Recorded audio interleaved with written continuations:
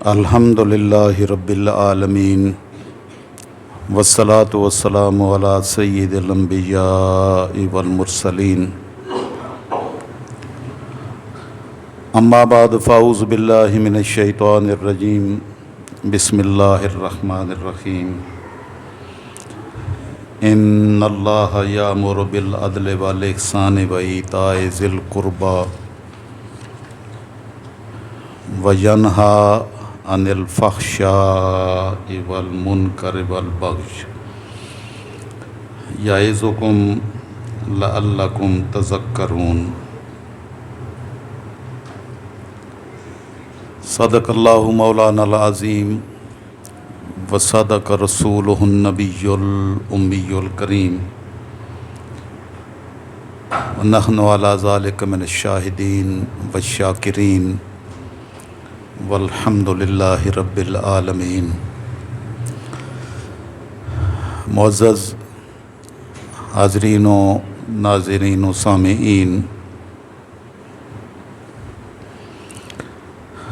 اللہ رب العزت کا بے حد و بے حساب لطف و کرم اور فضل و احسان ہے کہ اس نے ہمیں ایمان کی دولت سے مالا مال کیا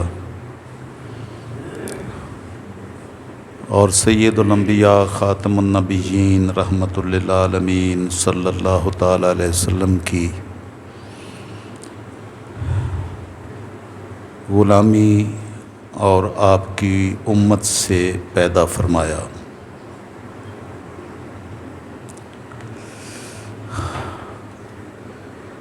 ایمان کی دولت اور اللہ اور اس کے رسول صلی اللہ تعالی وسلم کی ذات کی نسبت اور تعلق، سارا کچھ یہی ہے۔ جو اس کے مقابلے میں کوئی بھی چیز اختیار کرے اور اس کو ایمان کو اس کے مقابلے میں اہمیت نہ دے اور ساری دنیا کے خزانے لے کر بھی ایمان کو بیچ دے تو اس نے کچھ بھی نہیں کمایا، اس نے سراسر نقصان کا سودا کیا۔ جس کو اللہ رسول نے اپنی نسبت عطا کر دی، اس جیسی دولت مالک الملک کے خزانہ قدرت میں نہیں ہے۔ سب سے بڑی دولت اللہ نے اپنی بارگاہ کی اور اپنے محبوب مصطفیٰ صلی اللہ تعالی وسلم کی بارگاہ کی نسبت بنائی ہے۔ اس کی خاطر کروڑوں تکالیف بھی اٹھانی پڑے تو سودا سستا ہے، اور خوش نصیب ہیں وہ لوگ جن کو اللہ اور اس کے رسول صلی اللہ تعالی وسلم کی بارگاہ نصیب ہوئی اور اس راہ میں وہ کسی بھی قربانی سے دریغ نہیں کرتے۔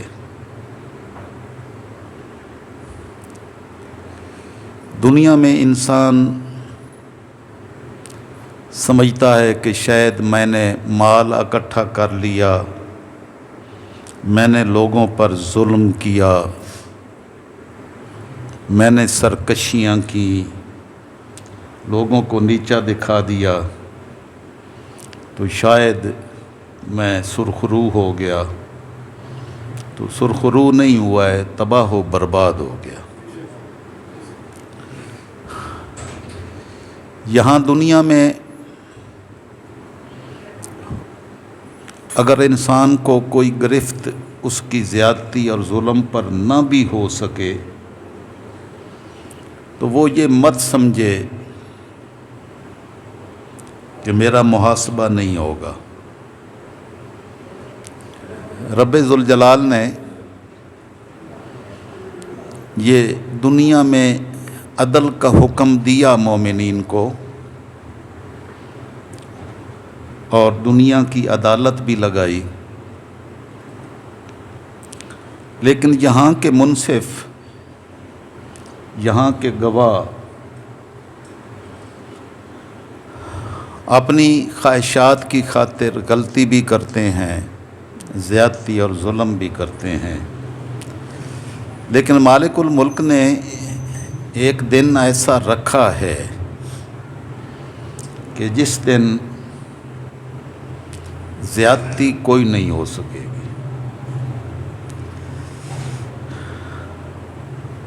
بلکہ مومنین کو سبق پڑھایا کہ من یعمل مثقال ذرۃ خیرا یرہ، کہ جس نے یہ ہوا میں اڑنے والے ذرات جو نظر بھی نہیں آتے، اتنا سارا بھی کسی نے اچھائی کا کام کیا تو وہ قیامت کے دن نامہ اعمال میں لکھے ہوا پا لے گا۔ وَمَن يَعْمَلْ مِثْقَالَ ذَرَّةٍ شَرًّا يَرَهُ، اور جس نے ایک ذرہ برابر برائی اور زیادتی کی تو وہ بھی نامہ اعمال میں آنکھوں سے دیکھ لے گا۔ اس دن وہ پکار اٹھے گا، لا یغادر صغیرۃ ولا کبیرۃ الا احصاها، یہ نامہ اعمال کیا شے ہے کہ اس نے نہ کوئی چھوٹی چیز چھوڑی ہے نہ بڑی چیز، ہر شے ہی تو اپنے اندر سمولی ہے، سب کچھ تو موجود ہے۔ قیامت کی نشانیوں میں سے یہ نشانیاں ہیں کہ انسان عدل کا راستہ چھوڑ دیں گے۔ اس لیے مالک الملک نے مسلمانوں کو بن دیکھے ماننے کا حکم ارشاد فرمایا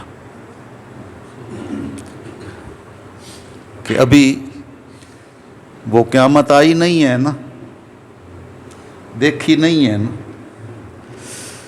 تو اس لیے کہیں بے خبر نہ رہنا کہ وہ پتہ نہیں آئے گی کہ نہیں آئے گی۔ ایمان کی بیس ہی بن دیکھے ماننے پر رکھی، اور فرمایا ھدی للمتقین، یہ قرآن متقی لوگوں کے لیے ہدایت ہے۔ الذین یؤمنون بالغیب، اور متقین وہ لوگ ہیں جو بن دیکھے مانتے ہیں، نہ قیامت دیکھی مگر مانتے ہیں، نہ اللہ کی ذات کو دیکھا مگر مانتے ہیں۔ صحابہ کرام نے تو تاجدار کائنات صلی اللہ تعالی وسلم کی زیارت کی، مگر بعد میں آنے والی قیامت تک امت مسلمہ میں سے کسی نے دیکھا نہیں ہے مگر مانتے ہیں، نہ قرآن کو نازل ہوتے ہوئے دیکھا مگر مانتے ہیں۔ تو اسی بن دیکھے ماننے کو ہی ایمان کی بنیاد قرار دیا، اور حکم دیا کہ ان اللہ یامر بالعدل، اللہ تمہیں عدل کا حکم دیتا ہے۔ کسی جگہ یہ مت تصور کریں کہ مجھے کوئی دیکھ نہیں رہا ہے اور میں بچ جاؤں گا، مجھے یہ مال و دولت جو ہے نا بچا لے گا، کچھ بھی نہیں بچا سکے گا، بلکہ موت وہ حقیقت ہے جس سے ہر ایک نے اس دروازے سے گزرنا ہی گزرنا ہے۔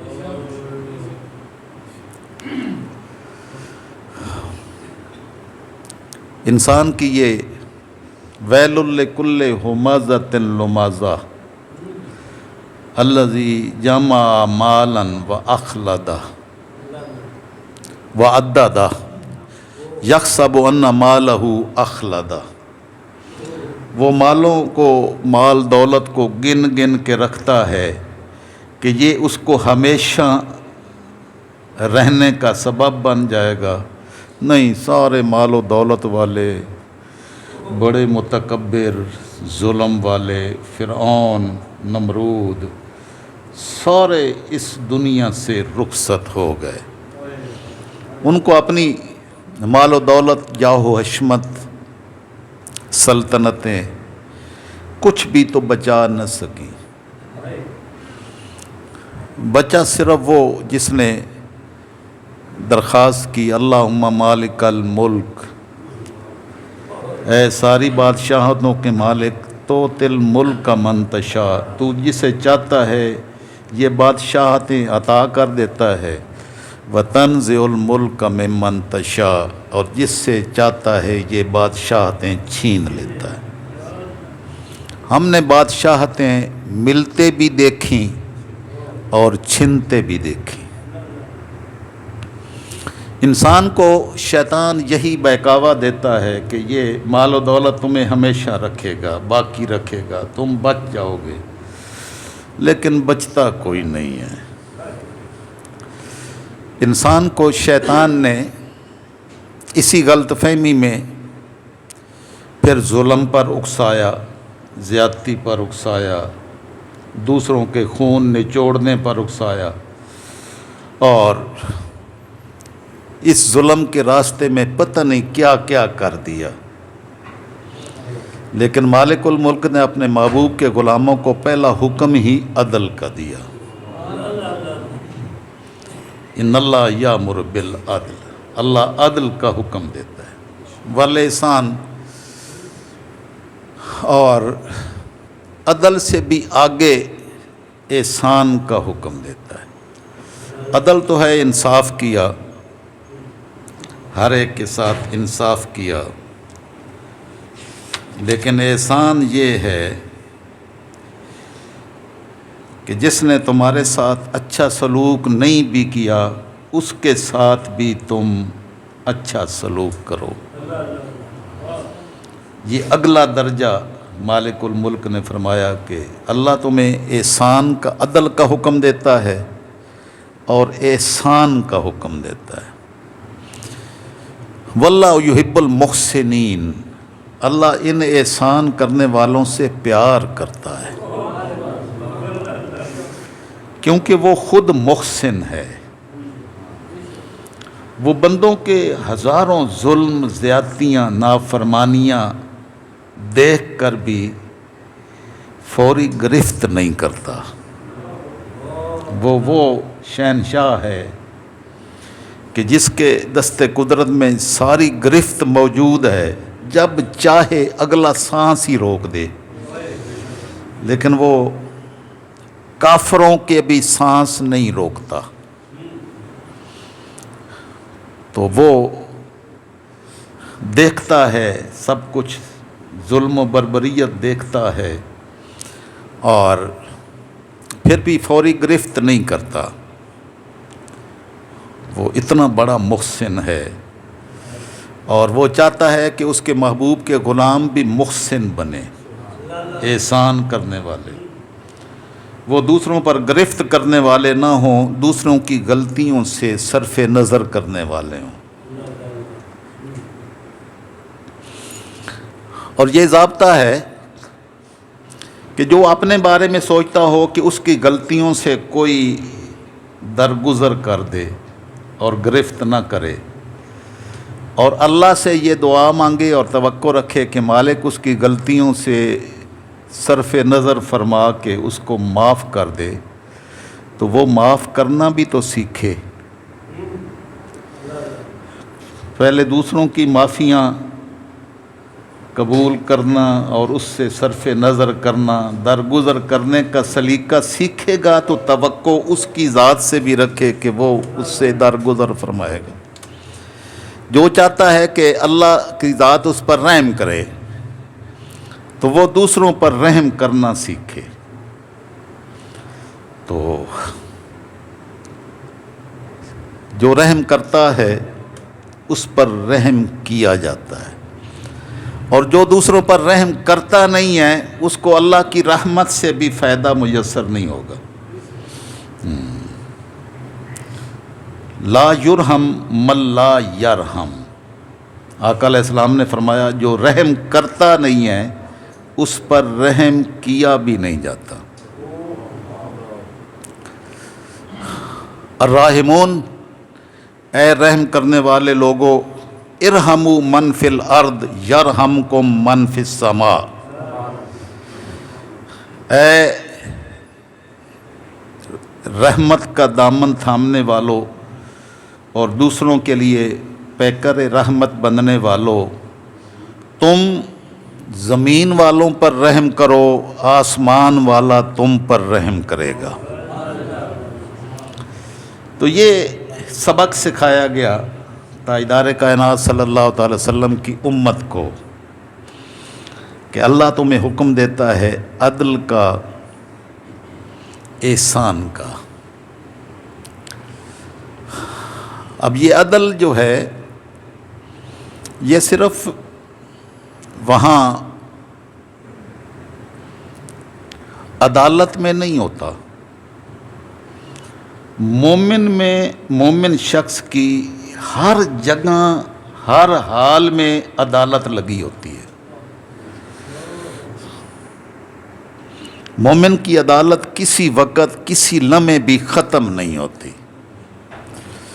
بلکہ جب تک یہ سانسیں چلتی رہتی ہیں، سانسوں کے چلنے کے ساتھ ہر عمل میں عدل ہوتا ہے۔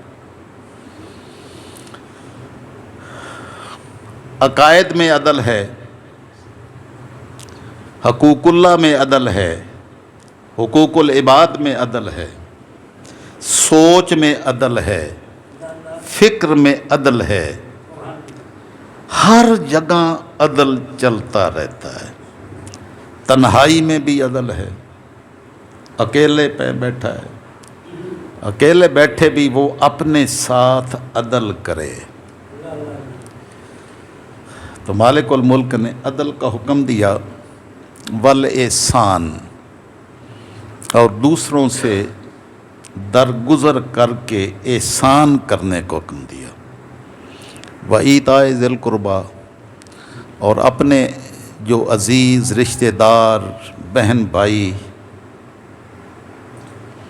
متعلقین اڑوس پڑوس میں رہنے والے، زمینی قربتیں رکھنے والے، نسبی قربتیں رکھنے والے، دوست احباب، ان پر بھی رحمت کی نظر کر کے اللہ نے جو تم پر احسانات کیے ہیں ان احسانات میں ان کو بھی شریک کرنے کا حکم دیتا ہے۔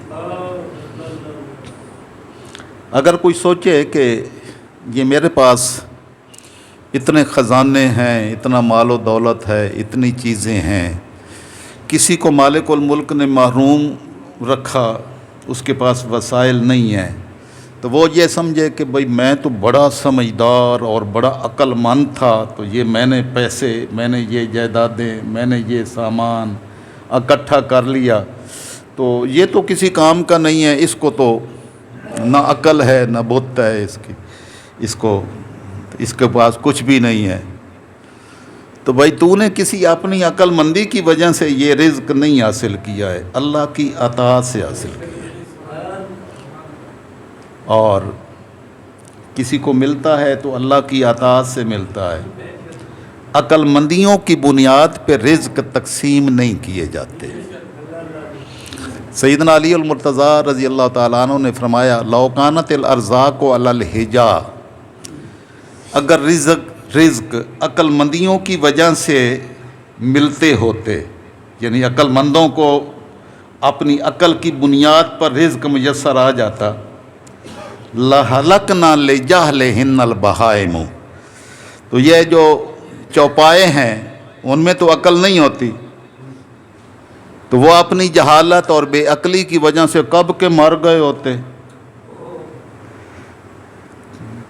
تو وہ نہیں مرے ہیں۔ تو اس کا مطلب ہے کہ رزق کسی اور کی طرف سے آتا ہے۔ تو تمہارے پاس آیا ہے تو یہ اللہ کی عطا ہے، اور اگر اس کی عطا مان لو گے تو دوسروں کو تقسیم کرنے کا حوصلہ پیدا ہو جائے گا۔ اس میں میرا کیا کمال ہے، یہ تو میرے مالک کی عطا ہے۔ اس لیے 3 چیزوں کا حکم دیا کہ عدل و انصاف کریں، اس سے بھی بڑھ کر احسان کریں، اور پھر اپنی ذات تک سوچ محدود نہ کریں، دوسروں کے بارے میں سوچنے کا دائیا پیدا کریں۔ جو یہ تینوں کام کر لیتا ہے وہ سمجھے کہ اس کو ایمان کی دولت نصیب ہوگی۔ اور 3 چیزوں سے روکا، وَيَنْهَىٰ عَنِ الْفَحْشَاءِ وَالْمُنْكَرِ وَالْبَغْيِ، 3 چیزوں سے اللہ نے روکا، تو بس پورا دین مکمل ہو۔ 3 چیزیں کر لے، 3 چیزوں سے رک جائے تو دین مکمل ہو، ایمان کمپلیٹ ہو گیا۔ روکا کس سے؟ فحشاء سے روکا، بے حیائی کے کاموں سے روکا، فحشاء۔ والمنکر، منکرات سے روکا، والبغی، اور سرکشی سے روکا۔ انسان میں اللہ نے 3 قسم کی چیزیں رکھی ہیں، ان پر کنٹرول کرنے کا نام ہی علامات ایمان ہے۔ اگر ان پر کنٹرول کر لیا جائے تو ایمان کا نور اسے نصیب ہو جاتا ہے۔ ایک ہے قوت شہوانیہ، شہوتیں ہر انسان میں رکھی گئی ہیں، شہوات نفس، نفسانی خواہشات۔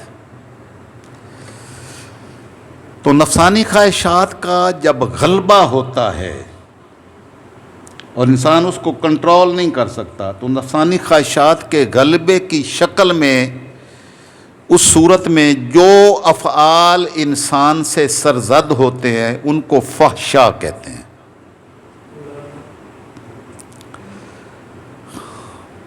اب وہ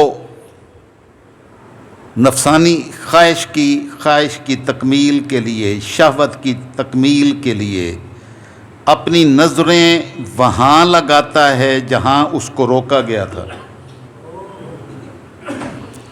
وہ ان چیزوں کو دیکھتا ہے اور اپنی خواہش نفس کی تکمیل کرتا ہے۔ اس سے روکا گیا تھا کہ اپنی خواہشات نفسانی پر کنٹرول کرو۔ دوسروں کا مال چھیننے کی کوشش کرتا ہے تو اس کو روکا گیا ہے کہ یہ حاصل کرنے کی، تعدی ظلم کرنے کی، اور جس کی انتہا زنا کی شکل میں شہوات انسانی پر جب کنٹرول ختم ہو جاتا ہے تو انتہا زنا کاری کی صورت میں ہوتی ہے۔ تو آقا علیہ السلام نے فرمایا کہ قیامت کی نشانیوں میں سے یہ ایک نشانی اور علامت ہے کہ قیامت قریب ہے کہ زنا کاری عام ہو جائے گی، یعنی فحشاء کا غلبہ ہوگا، اور اس حد تک غلبہ ہوگا کہ یہاں تک کہ درندوں کی طرح سڑکوں پر زنا کاری کا ارتکاب کرتے ہوئے انسان نظر آئیں گے۔ اور آج کے دور میں یہ آنکھوں سے دیکھا جا سکتا ہے۔ تو مالک الملک نے یہ فحشاء سے روکا۔ تو ایک جو شکل ہے شہوت نفس کی، شہوانی نفسانی خواہشات کی، تو اس پر کنٹرول کرنے کا پہلا حکم دیا ہے ہمارے دین نے۔ اس کا آغاز کہاں سے ہوتا ہے؟ نگاہوں سے ہوتا ہے۔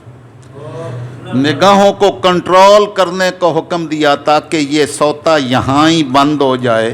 جب یہ آگے پھیل گیا تو پھر جتنے مرضی بند باندھیں گے وہاں وہ رک نہیں سکے گا۔ تو قوت شہوانیہ کو کنٹرول کرنا یہ دین کا پہلا تقاضا ہے کہ اس پر کنٹرول کریں، اور اس سے اللہ نے روکا ہے تمہیں۔ دوسری چیز انسان میں قوت غضبیہ ہے، غصے کی قوت ہے، طاقت ہے، اور جب انسان غصے کے عالم میں آتا ہے تو پھر اس کو ہوش نہیں رہتی کہ وہ کر کیا رہا ہے، کہہ کیا رہا ہے۔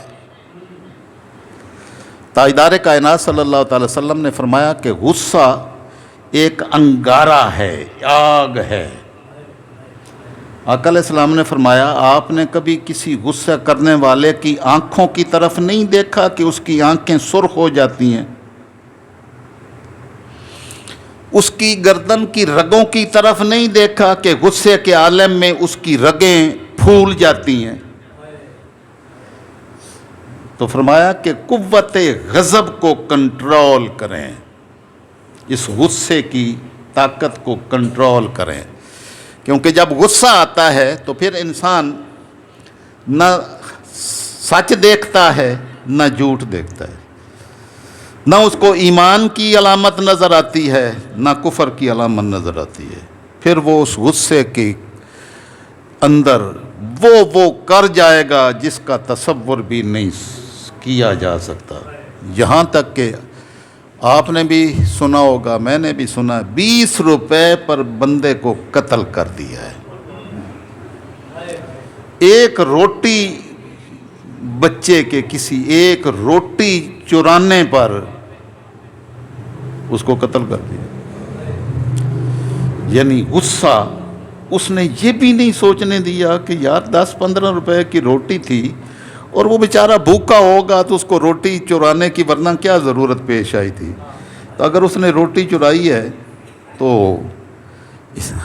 اب اس میں اتنا غصہ کرنے والی، غصہ تو اپنے آپ پر آنا چاہیے تھا کہ میرے پاس ایسا بچہ بھی موجود تھا جس کو روٹی اپنے پیٹ میں ڈالنے کے لیے چوری کا ارتکاب کرنے کی نوبت آئی۔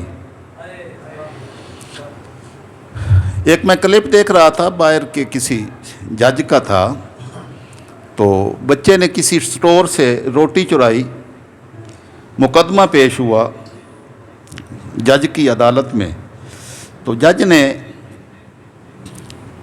اس بچے سے پوچھا کہ تم نے یہ روٹی کیوں چرائی؟ اس نے کہا میرے پاس پیسے نہیں تھے، مجھے بھوک لگی ہوئی تھی۔ تو بھئی انہوں نے کہا بھی خرید لیتا، کہتے میرے پاس پیسے نہیں تھے، پیسے نہیں تھے تو روٹی چرا کے تو وہ کھا لی۔ اب اس نے یہ فیصلہ دیا کہ جتنے عدالت میں لوگ بیٹھے ہیں ہر ایک بندے پر $10 کا جرمانہ کیا جاتا ہے، اور میں بھی اس جرمانے میں شامل ہوں۔ ساروں پر جرمانہ کر کے تو اس بچے کی جیب میں ابھی ڈالیں جس کو اپنی بھوک مٹانے کی خاطر روٹی چوری کرنا پڑی۔ تو مجرم یہ نہیں ہے، ہم جو سارے بیٹھے ہیں سارے مجرم ہیں۔